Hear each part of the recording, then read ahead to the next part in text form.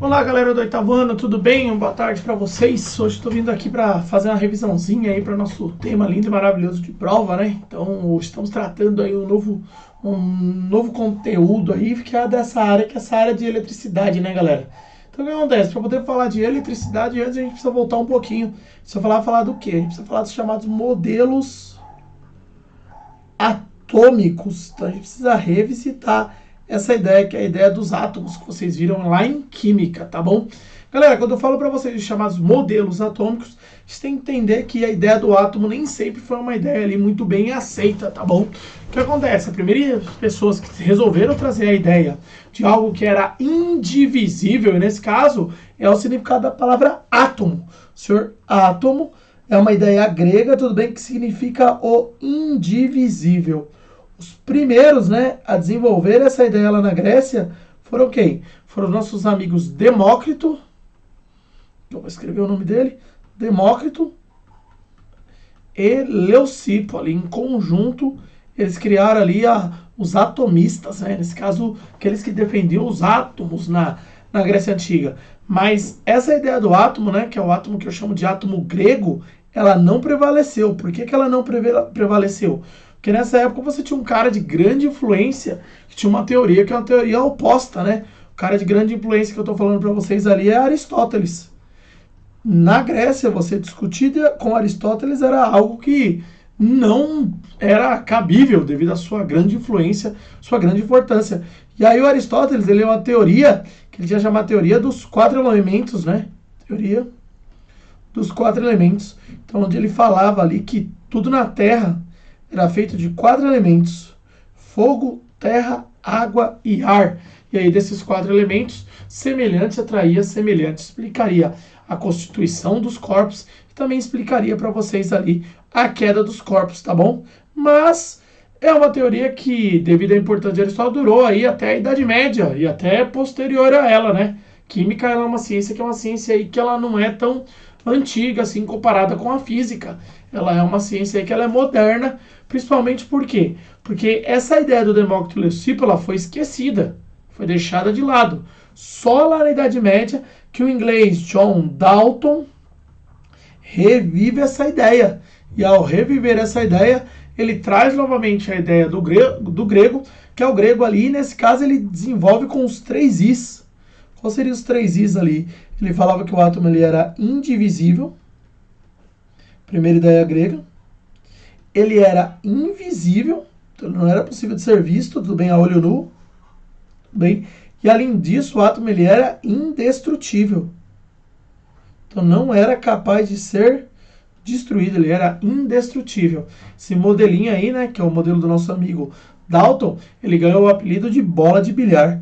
É o modelo da bola de bilhar, ou seja, uma bola ali esférica, que ela é indestrutível, indivisível e indestrutível, além de visível, né?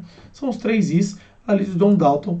Esse modelo explicava muita coisa, galera, muita coisa, mas ainda não era capaz de explicar algumas coisas, tudo bem? Por isso vem um modelo logo depois, que é um modelo melhor, que é o do nosso J.J.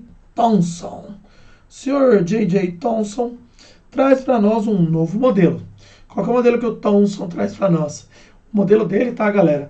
Já tem ali uma nova partícula elementar. Fala que os átomos não são feitos apenas de átomos. Ele tem ali dentro partículas que o compõem. E nesse modelo ele traz aí, logo de cara, uma coisa chamada de elétron. O que era o elétron, segundo John Thomson? Era uma partícula pequenininha, menor que o átomo, que ela era negativa. Ela tinha a característica de ser negativa. Seu modelo, né, o modelo do Thomson, ela ficou conhecido como modelo do pudim de passas. Por que a gente chama de pudim de passas? O modelo ali, ele diz que seria uma massa amorfa, e nessa massa amorfa, você teria incrustados ali pedacinhos, que nesse caso eram as passas, que eram os elétrons negativos. O modelo dele explicava muita coisa, mas ainda não é o modelo que é o modelo final, tá bom? Logo depois nós temos quem trazendo um novo modelo? O senhor Rutherford. Rutherford traz um modelo para nós que é um modelo que incorpora ali alguns elementos a mais. Seu modelo ele teria o quê? Ele teria um centro, seria positivo, e ele deu sim um nome a esse centro, que ele deu o nome de próton. E ao redor desse próton, circulando ali, girando em órbitas que eram órbitas esféricas, a gente teria ali os chamados elétrons. Então o átomo ele seria feito de prótons e elétrons. Os elétrons sendo negativos. Por ter essa característica, por ter esse formato, o modelo do nosso amigo Rutherford ficou conhecido como modelo planetário. Planetário porque lembra bastante ali a constituição do sistema solar, né? E lembra bastante também como é que funciona ali os planetas girando em torno do Sol. Nesse caso, o Solzinho aqui seria o próton, enquanto os planetas ali seriam feitos pelos elétrons. Tudo bem, galera? Fácil aqui, não é? Então ali é o modelo do Rutherford. O último modelo mesmo, o modelo que a gente fala que é o modelo final, que traz ali a verdadeira realidade do que seria ali a matéria, do que seriam átomos, prótons e elétrons, é o modelo que é o modelo do Sr. Bohr. No modelo do Bohr, você tem ali o acréscimo de uma nova partícula, conhecida como nêutron, que daria estabilidade ao núcleo, mas esse modelo só poderia ser concebido, só teria sido correto, né, como é hoje, pelo advento de uma coisa chamada de mecânica quântica. Mecânica quântica, uma ferramenta teórica muito poderosa, utilizada nos laboratórios aí pelo mundo. Com isso nós temos o quê? Temos logo de cara as nossas ideias relacionadas ao átomo.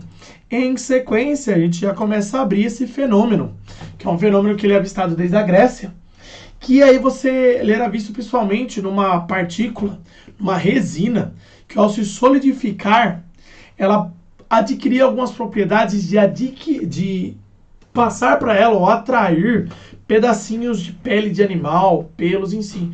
O nome dessa resina hoje é o âmbar, que no grego tinha o nome de elétron. E essa propriedade era chamada de eletricidade, ou seja, era a famosa eletricidade que nós conhecemos hoje, o que possibilita, né, que eu esteja agora gravando esse vídeo. Além da maravilhosa eletricidade, essa coisa tão onipotente hoje em dia, a gente não consegue ali viver sem ela, presente demais em nossas vidas, surge ali uma ideia que é uma ideia grega. Qual que é a ideia ali da eletricidade, tá, galera?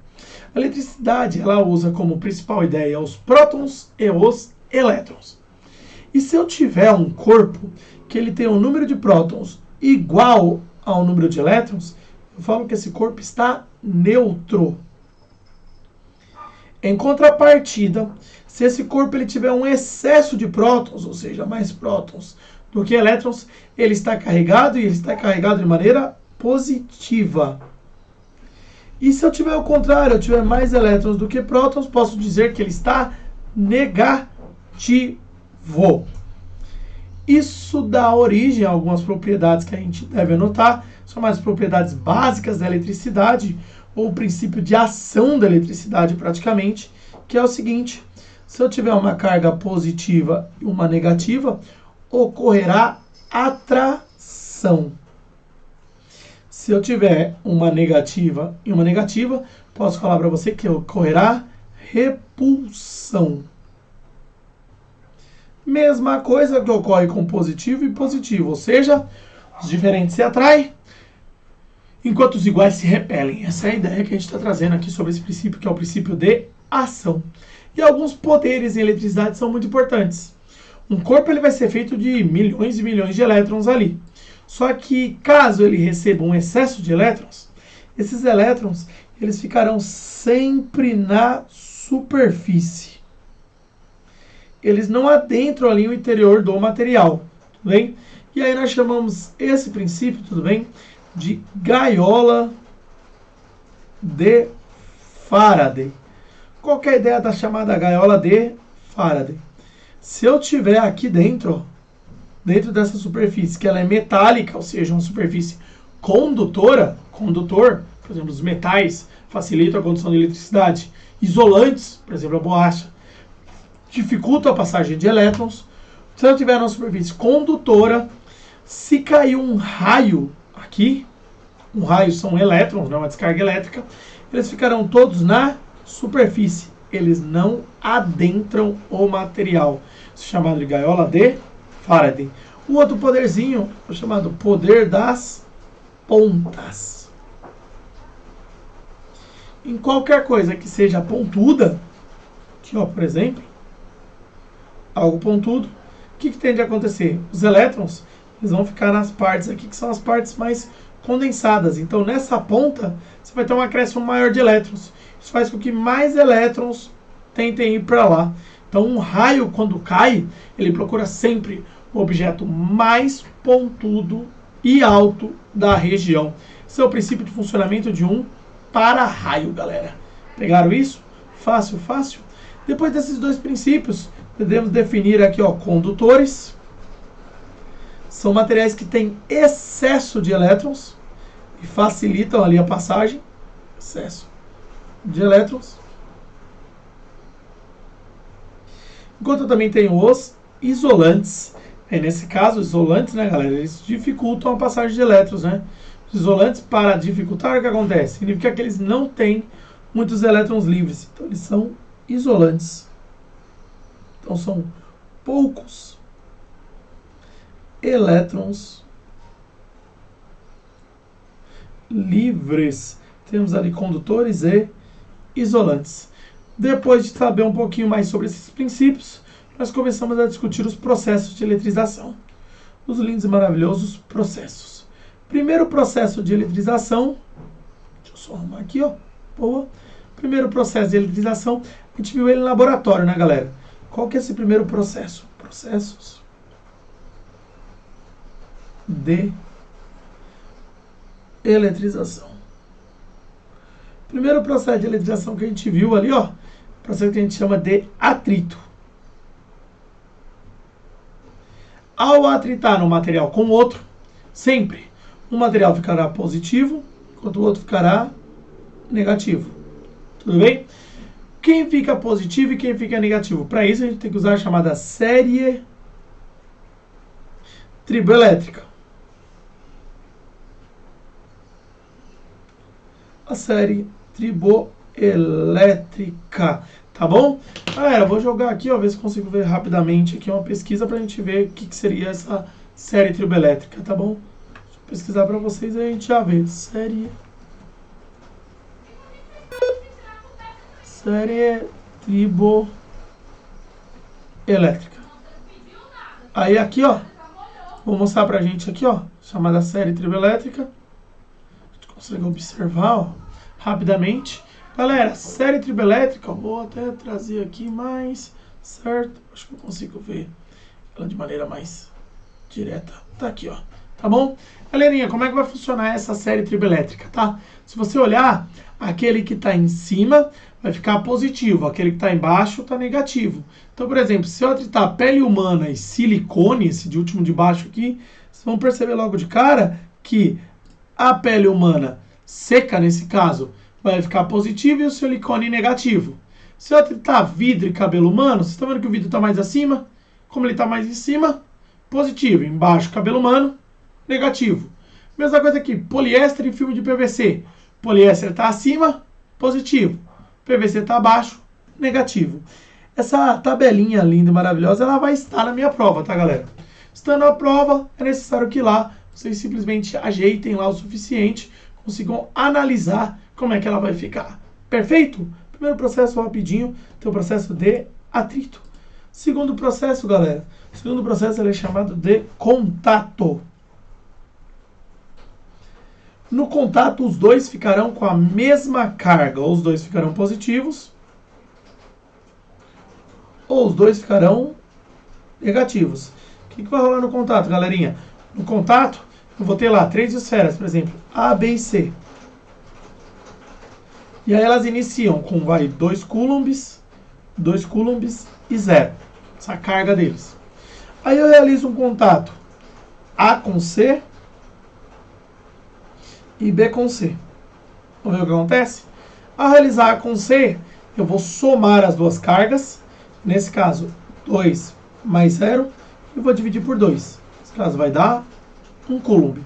Então aqui vai ficar 1 aqui 1, e como eu não mexi aqui, continua 2. Depois B com C. Nesse caso, eu vou fazer 2 mais 1, dividido por 2. 2 mais 1 é 3, por 2 vai dar 1,5. Então, ficou B 1,5, C 1,5 e A 1. Isso daqui é o processo de eletrização por contato. E aí agora vem o último processo de eletrização. Esse processinho de eletrização, conhecido nesse caso como processo de eletrização por indução. Qual que é a ideia da indução? Ele é o que é utilizado nesses carregadores modernos, aí, carregadores de indução. Você vai fazer o quê? A primeira coisa que vai fazer é, um objeto deve estar já positivo ou negativo, tá bom? Aproximando, sem tocar, os elétrons vão querer vir para esse lado, porque ele está positivo, então eles vão sentir essa força. Então vai ficar o quê? Positivo e desse lado negativo, enquanto os positivos vão fugir para lá. Aí o que eu faço? Eu vou encaixar aqui um artefato muito utilizado para esse processo, tem o nome de fio terra. Um fio que ele parte da terra até o outro material. Por aqui vai subir os negativos, eles vão subir, vão equilibrar esse lado, e aí eu corto o fio terra. Cortou o fio terra, acaba ficando um positivo, um corpo positivo, e o outro corpo fica inteiramente negativo, ou seja, ele foi carregado. Então, vocês estão vendo que na indução também um ficará positivo e o outro ficará negativo.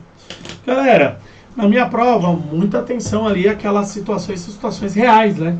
Uma chuva, se eu vou precisar me proteger em algum lugar, qual é o melhor lugar para me proteger? O melhor lugar para me proteger seria o quê? Uma cabana metálica, porque aí eu usaria o efeito da gaiola de Faraday. Se proteger embaixo de uma árvore não é proteção, porque o poder das pontas vai fazer que atinja aquela árvore. Então, embaixo de uma árvore, você tem um perigo imenso ali de sofrer um choque. Perfeito, galerinha? Ótimo, lindo, maravilhoso? Estuda aí para a minha prova. Qualquer coisa, chama o Rogerão aí para tirar dúvida, que a gente está sempre disponível. Tchau, tchau, até mais.